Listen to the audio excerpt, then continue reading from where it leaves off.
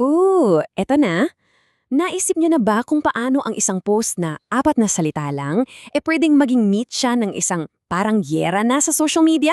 Well, ngayon, yan mismo ang bubusisiin natin, ang anatomy, kumbaga, ng isang away sa internet. Mula sa unang comment hanggang sa huling akusasyon, titingnan natin kung paano ba talaga nagsisimula ang gulo.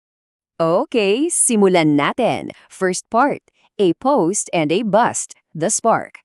Dito natin makikita kung paano yung isang simpleng-simple lang na post biglang nagliyab sa social media. Isang litrato, 4 na salita, at yun na, simula na ng lahat. Ayan, ito na mismo yung post na pinagmula ng lahat. Galing to sa influencer na si Ellie Joy Cruz. Tingnan nyo, simple lang, di ba? Isang litrato kasama yung rebulto ng isang kilalang political figure. Tapos ang caption, 4 na salita lang, tatay nyo rebulto. Yun lang, pero yung 4 na salitang yan ang magiging simula ng isang matinding sagutan online. So, ano ba talaga yung pinag-awayan? Kasi, pag tiningnan mo, akalain mo baka yung picture o yung rebulto mismo, di ba? Pero hindi. Ang pinagsimula ng gulo, isang salita lang pala, mula sa napakaikling caption na yun. At dito nagiging super interesting ng usapan. May isang netizen kasing pumuna. Sabi niya, ang problema daw nasa salitang yo. Kasi yung yo o your sa English, parang naghihiwalay. Lumilikha ng pader sa pagitan ng mga tao, na parang kayo laban sa amin. Gets? Pero kung ang ginamit daw sana ay natin o our, mas unifying daw sana. Mas inclusive. Nakakaloka, di ba? Isang salita lang, pero grabe yung epekto sa kung paano to nabasa ng iba. Okay, next part. The war of words, the escalation. At kung akala nyo hanggang sa pagpili lang ng salita ang usapan, well, nagkakamali kayo. Dahil dito na magsisimula yung totoong bakbakan. Yung sagutan na naging personalan na. At yung mga salita parang naging sandata na talaga. At eto na, ang unang banat mula sa netizen na si Mike FW. Bigla, wala na yung usapang nyo versus natin. Ang tira niya, nangiinsulto daw yung influencer at yung mga followers niya, uto-uto lang daw. Wow, direksyong akusasyon na to ng pangiinsulto at panluloko. So anong ganti ng influencer? Ayun, walang paligoy-ligoy? No, you are just dumb. Boom! Diyan palang kitang-kita mo na. Hindi na to debate tungkol sa mga ideya, harap-harapang personal na atake na to. Wala na. Tapos na yung usapang grammar. At hindi pa siya tapos, may pahabol pa. Stay losing loser. Ayan, nakikita niya na yung pattern, di ba? Ganyan kabilis mag-iba ang ihip ng hangin sa isang online discussion. Mula sa isang maliit na punto, biglang naging sunod-sunod na personal na atake na.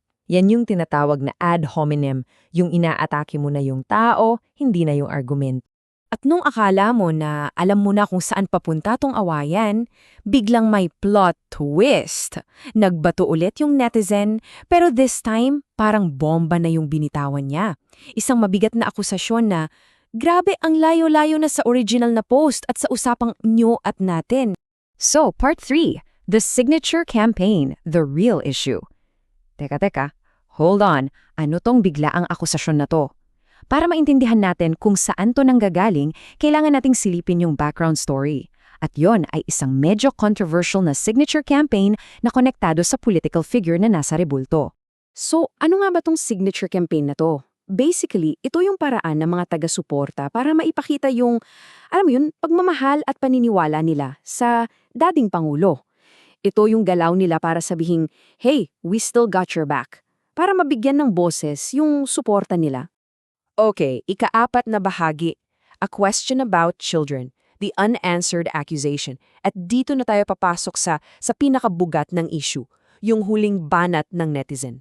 Ang akusasyon, paggamit daw ng mga bata sa isang political campaign. Okay, para mas malinaw, tingnan natin yung rules mismo ng campaign.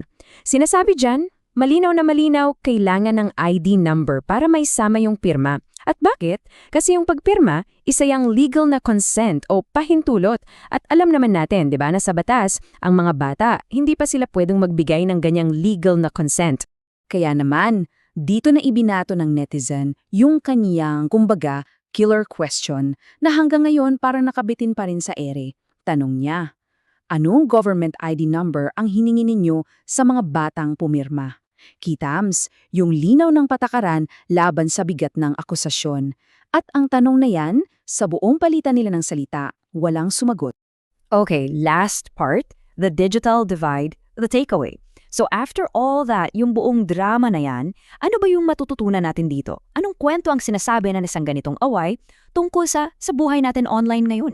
So, heto yung parang blueprint ng pagkasira ng isang usapan online.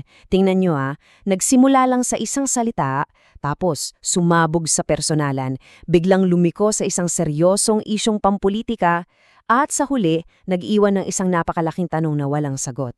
Ganyan ka-wild at kabilis ang takbo ng mga awayan sa internet ngayon. Kaya ito yung iiwan kong tanong para sa inyo. Sa panahon mayon ng mga influencer at social media, saan ba natin guguhitan yung linya? Kailan ba masasabing political support lang ang isang bagay? At kailan ito tumatawid para maging usapin na ng personal na responsibilidad? Lalo na kapag may mga mabibigat na tanong na basta na lang iniiwang walang sagot? Yon, pag-isipan natin.